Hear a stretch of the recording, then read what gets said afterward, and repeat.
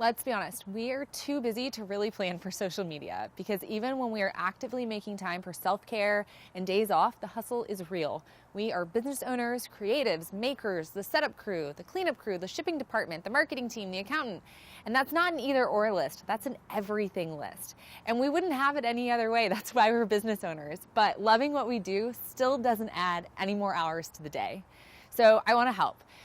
Today I'm going to share with you how to take an entire week of Instagram photos in just 30 minutes. Yes, seriously, it can be done. You just need the right plan and the right tools, and I'm going to give you 3 tips to head in that direction right now. The first is set aside time to actually do it. Put it on your calendar, write it in your planner, and prioritize that time as you would a client meeting.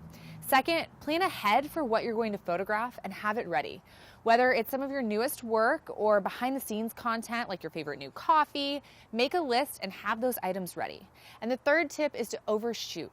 Take more than one photo of each item. This gives you variety when you're ready to post on Instagram, and it won't leave you in that moment wishing that you had done something different when you're looking at your images and ready to put it out there. You'll have plenty of variety to choose from no matter what fits into your feed that day.